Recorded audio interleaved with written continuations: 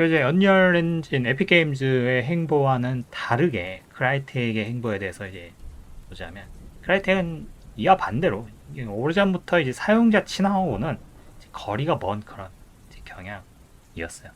매뉴얼도 빈약하고 엔진 자체가 범용적으로 만들었다기보다는 좀 더 좀 폐쇄적이고 어려운 구조, 그 입문하기가 좀 활용하기가 좀 곤란한 그런 구조, 되게 어렵다고 이제 익히기가 어렵다고 그렇게 많이 소문이 났어요. 언리얼 4 이전에도 물론 언리얼 자체도 뭐 딱히 뭐 쉽다고 말하기는 어렵지만 그래도 좀 더 사용 엔진으로서의 오픈된 느낌, 좀 더 시장에 내놔서 좀 더 사용 엔진으로서의 좀 그런 느낌이라면, 크라이 엔진은 특정 회사가 자기들만 쓰려고 만든 내부 툴을 그런 접한다는 느낌이 좀 더 강했어요. 근데 내부 툴인데 자기들도 상용 엔진으로서는 한번 좀 내놔보고 싶으니까 내놓긴 했는데 여전히 아직은 자기들끼리만 쓰는. 언리얼 엔진은 자기들 회사 내에서 쓰는 거에서 그치지 않고, 이걸 채택하는 사람들을 위해서 좀 더 열린 그런 느낌으로 그러니까 만들어진 게임들도 이제 크라엔진은 만드는 게임들도 뭔가 좀 자체 실험적 기술들을 그때그때 개발한 걸 데모로 한번 내보려고 만든 그런 실험적 요소가 좀 매우 강했죠. 이제 크라이틱의 크라이시스 1이 이제 그런 걸 했죠. 테크 데모로 하죠. 테크 데모를 좀 플레이할 수 있게 만든 그런 느낌이에요. 그러니까 게임은 게임인데 실상은 게임 회사에서 우리는 이런 기술적인 것들을 뽐내고 이런 것들을 한번 만들어 보고 싶다라는 거에 좀 더 가까운 거죠. 엔진 사용 어떤 라이센스 비용 문제를 고사하더라도 어떤 기업이 이제 사용하기 위한 지원 체계가 매우 미비했어요. 크라이 엔진은 자랑은 이제 잔뜩 해놨는데 실질적으로 사용자가 엔진을 채택하기 위해서 무엇을 어떻게 해야 하는지조차 알 수 없던 상태인 거죠. 이런 접근성 이런 것들이 매우 빈약했던 그런 이제 지원 개선이 이루어지지 않은 채로 엔진만은 계속 업데이트 되는데, 그 이제 그런 식으로 이제 쭉 이제 오다가 2014년 넘고 2015년 16년 가면서 어떤 경영난이 이렇게 와요. 경영난이 와서 해외 지사들을 이제 폐쇄하기로 결정 났어요.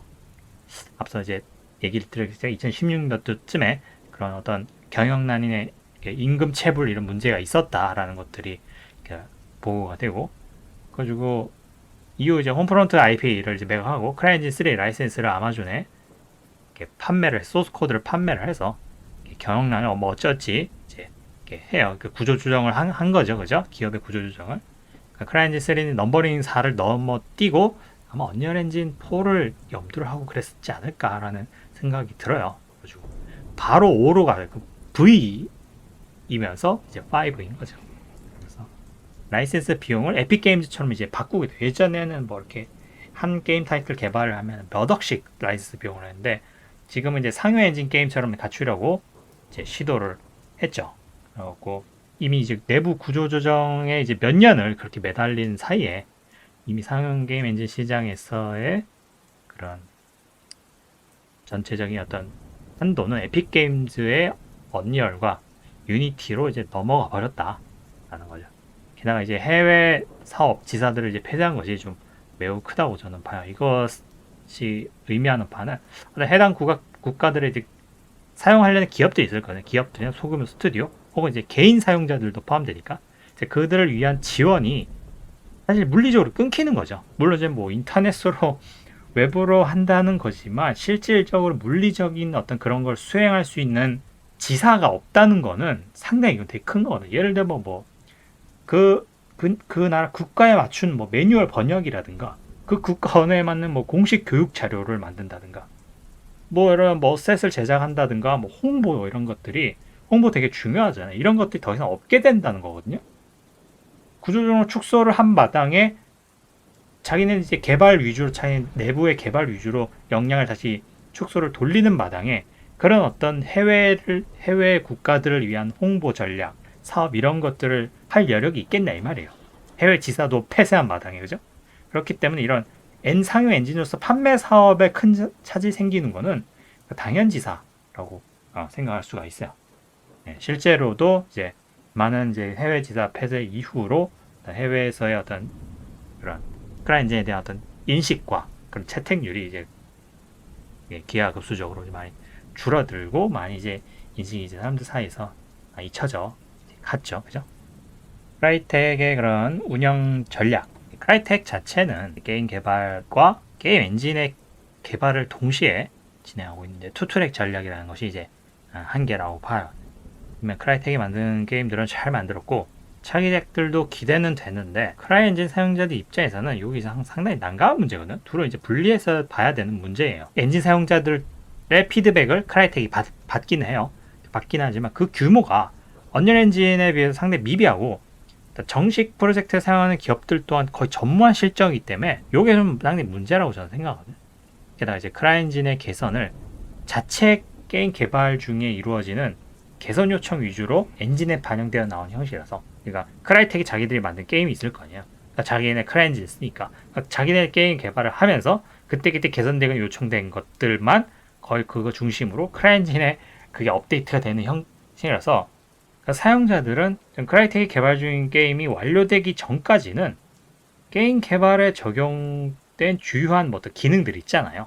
그런 체계 등을 빠르게 좀 엔진의 업데이트를 받기가 없는 상황이에요. 어차피 크라이텍의 개발 위주니까. 그죠? 왜냐면 그 엔진을 안에서 담당하는 부서들이 있을 거 아니에요. 근데 걔들은 크라이텍에서 자체적으로 만드는 게임의 어떤 요구사항이 당연히 주 목표, 주 핵심 순위일 테니까 거기에 맞춰서 게임 엔진을 뭐 개선을 하고 뭔가 하기 때문에 그 외적인 뭐 다른 기업들이나 뭐 일반 사용자들의 어떤 뭐 요청이나 이런 것들이 좀 빨리 반영이 안 되는 그런 양상이다라는 거. 어차피 크라이텍 자체 개발 게임이 아니면 더 이상 뭐 큰 피드백을 해줄 회사나 소규모 인디 게임 개발 회사조차도 없는 실정이기 때문에 크라이엔진은 표면적으로 상용 엔진을 표방하고는 있지만 현실은 크라이텍 내부 개발 전용 툴 수준으로 이렇게 전락을 해버렸다는 거. 크라이엔진을 채택한 기업들이 아예 없는 건 아닌데 가뭄에 콩나듯 진짜 몇 년에 한두 번 있는 실정이고 그 트리플 A급은 사실은 없다. 자기들이 자체적으로 만드는 게임들 빼면은 그죠? 가끔 나오는 인디 수준의 게임에서도 그저 엔진에서 제공한 기본적인 뼈대 있잖아요. 기본 설정 거기서 벗어나지 않아. 그러니까 엔진의 어떤 그런 게임 개발하다 보면은 요구 사항이 더 있을 거거든. 엔진의 어떤 기능을 뭔가 추가를 한다든가 뭐 자체적으로 뭔가 더 필요한 기능을 해서 그게 뭐 다른 게임 엔진에 어떤 반영이 된다 해서 업데이트가 되는 거거든요. 근데 그런 거 없이 그냥 기본 제공되는 수준에서 뭐 제공되는 어셋 가지고 게임의 형식 수준을 가진 겨우 게임 형식을 가진 수준의 결과만 나오는 실정이니까 뭐 더 이상 뭐 그 사람들만 피드백을 받아봐야 기반 뭐 버그 수정 뭐 이런 그죠? 버그 수정 뭐 이런 거죠. 뭐 아예 없거나 그죠? 그렇기 때문에 뭐 게임 엔진, 크라이엔진이 뭔가 언리얼 엔진과는 다르게 계속 기능 개선이나 이런 것들이 좀 나아갈 그런 기회가 많이 적다라는 거예요. 크라이엔진의 대중화 전략도 미비하고 사용자들도 전무한 실정이니까 점차 이제 시간이 지날수록 크라이엔진은 자연스럽게 시장에서 도태되어 갈 수밖에 없는 거야. 딱히 기능적으로 언리얼 엔진에 비해서 더 나은 점도 없고 뭐 몇몇 크라이엔진의 좀 매니아의 그런 사람들만 뭐 몇몇 뭐 환경을 배경 만드는 기능이 언리얼에 더 좋고 뭐 크라이엔진은 배경에 뭐 특화되어 있고 뭐 스보기라고 해갖고 복셀 기반의 라이팅 GI가 더 우수하고 막 하지만은 뭐 그런 기능 가지고 게임을 뭐 잘 만들 수 있느냐 없는 그게 핵심이 아니거든요. 그 얘기들 드렸지만 게다가 지금 언리얼 엔진의 지금 신기능들을 보면 이미 크라이엔진의 모든 대부분의 기능들을 다 능가했어요.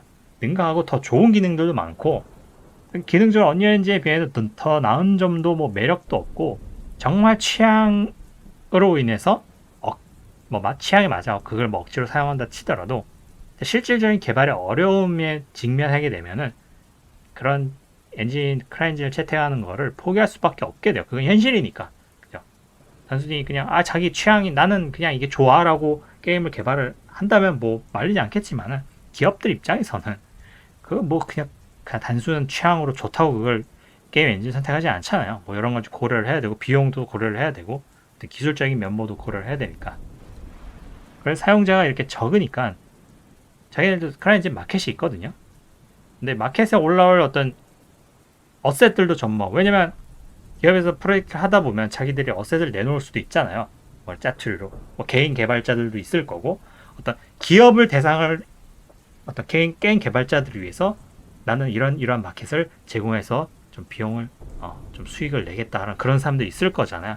근데 애초에 사용자도 적고 기업도 적으니까 마켓에 올라올 그런 것들도 이제 덩달아서 없는 거죠. 그리고 아티스트들이 엔진을 이용해서 눈길을 끌만한 작품이나 강좌도 없고 이러니 더더욱 이런 관심에서 멀어지게 되는 악순환이 발생하는 거죠. 그러면 유튜브에 한번 검색해 보시면 아실 거예요. 언리얼 엔진 치면은 그러니까 최신 그런 올라온 영상은 뭐 1일 전, 2일 전 이런 식으로 주르륵 해갖고 뭐 해외 아티스트들 뭐 강좌 혹은 뭐 공식 채널에서 올라오는 뭐 예를 들면 언리얼 엔진은 우리 이렇게 썼다 어디 뭐 프로젝트에 썼다 이런 것들이 하루에도 뭐 몇 개씩 나오고 막 그런 아티스트 언리얼 엔진 이용해서 멋진 무슨 작품 만든 거 뭐 이렇게 작품을 이렇게 나는 만들었다 혹은 뭐 이렇게 뭐 언리얼 엔진을 이용해서 뭐만 만들기 이런 것이 되게 많거든요. 그러니까 처음 언리얼 엔진을 접하거나 그걸 배우려는 사람들은 자연스럽게 언리얼 엔진 그런 걸 찾아보면서 익힐 것들이 되게 많은 거죠. 얻을 것들도 많고 정보도 많고 자기가 문제가 생겼을 때 뭐 유튜브에 검색하면 자기와 같은 문제를 겪은 사람들이 많을 테니까 자기는 이래서 이러한 어려움을 뭐 해결했다 이런 거면 찾으면 금방 문서나 뭐 이런 영상 그죠? 그런 것들 되게 많은 거죠. 사용자들도 선택하는 사람들 적고 기업들도 거의 뭐 쓰지 않고도 있지만은 더 큰 어떤 심각한 문제는 뭐냐면 서드 파티 지원 프로그램들 있잖아요.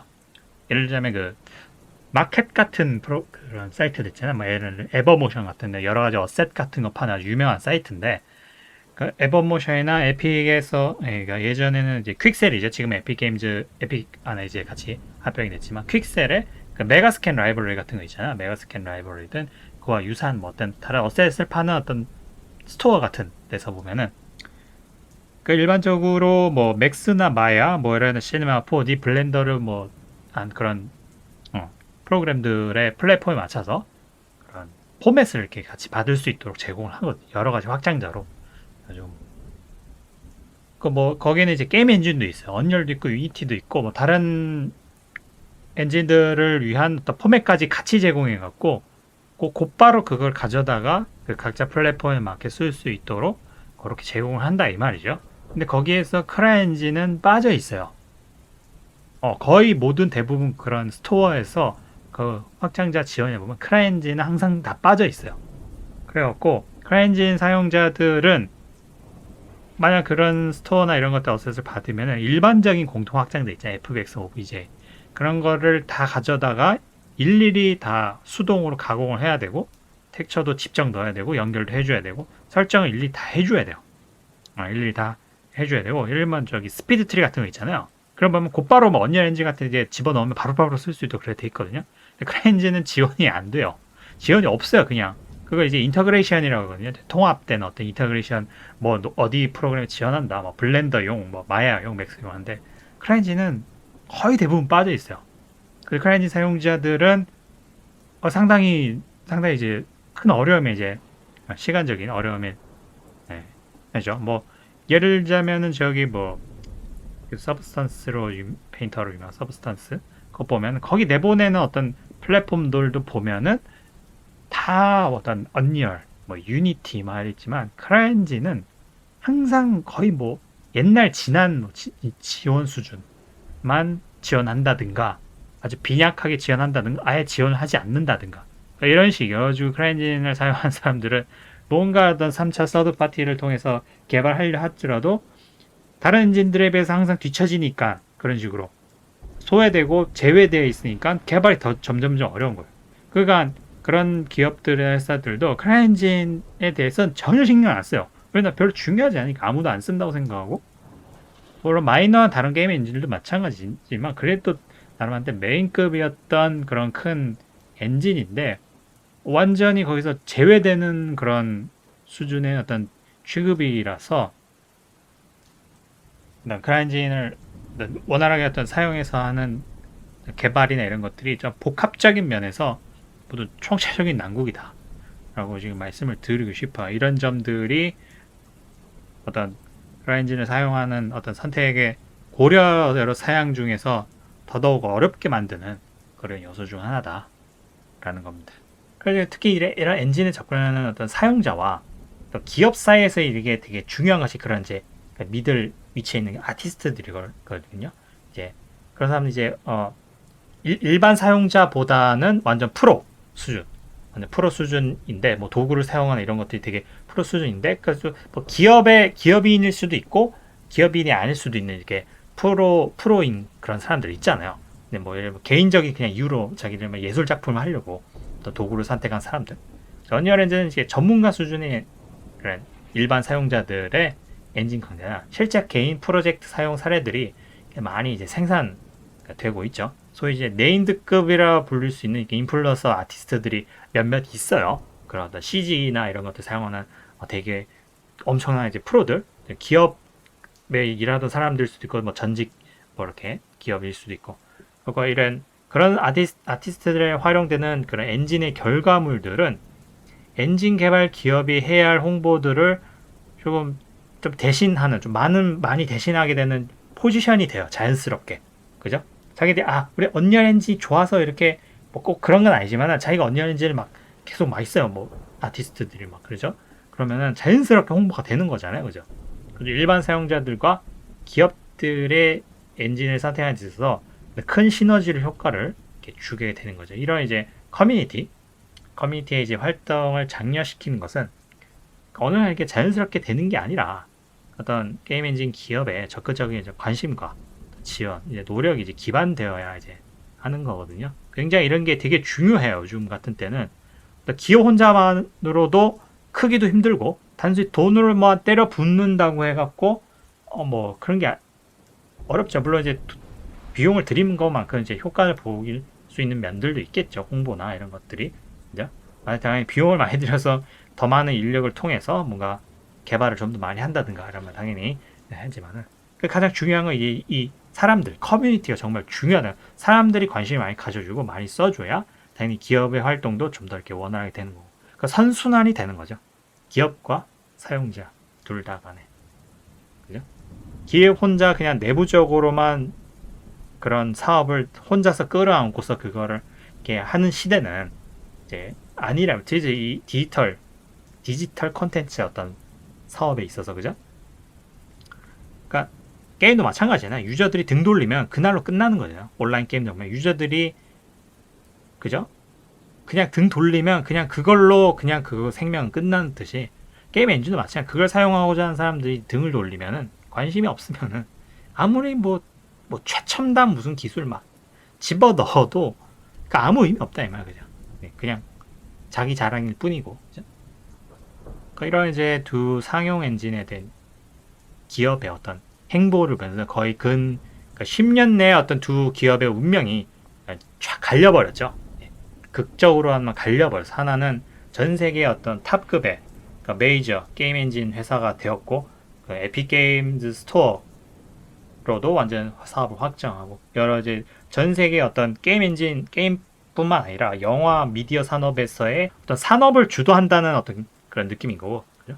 한쪽은 완전 이제 옛 영광의 빛바랜 영광을 그냥 안고서는 어떤 산업의 한 구석으로서 그냥 어둠 속으로 들어가는 이제 그런 거죠. 앞으로 뭐 어찌 될지는 모르겠지만은 뭐 또 세상 일은 모르는 거죠. 그죠? 그리고 이런 기업들의 행보를 보면서 어떤 우리 지금 제 채널 이제 블렌더 유저잖아요. 그러니까 블렌더 우리 사용자들에 있어서도 좀 앞으로 나아가야 될 어떤 방향과 목표에 대해서 좀 조금 생각해 볼 수 있는 그런 사례가 아닌가 싶어요. 특히 이제 블렌더가 지금 잘 발전될 수 있었던 것은 블렌더 재단이 각고의 노력을 이제 기울인 결과이겠죠. 그래서 거기에는 이제 커뮤니티를 중요하게 여겼죠. 오픈 소스로 해갖고 많은 사람들이 접근성을 높이고, 그죠? 모두가 이제 쓸 수 있는, 그러니까 모두의 프로그램이 될 수 있도록 그렇게 했고, 항상 커뮤니티의 어떤 의견을 적극적으로 받아들이고, 그러니까 그 커뮤니티는 일반 사용자라고 저는 얘기 드렸지만은, 그 일반 사용자 안에는 그러니까 그런 사람들의 어떤 의견과 그런 피드백을 잘 받아들이고 그런 어우러진 그런 환경을 생태계를 잘 단단히 구축해놨기 때문에 그렇기 때문에 이제 블렌더의 지금 발전이 이제 그러한 우리 모두의 어떤 성공이 아닌가 싶어. 앞으로도 더 발전될 여지는 더 많이 남아 있고요. 그리고 블렌더에서 앞으로도 이제 우리 한국 블렌더 사용자들의 커뮤니티 발전 위해서도 우리 스스로도 좀 모두를 위해서 우리 스스로들 무엇을 할 수 있는가를 좀 고민해 볼 문제라고 저는 생각을 해요. 한 여기까지고요. 또 다음에 뵙도록 할게요.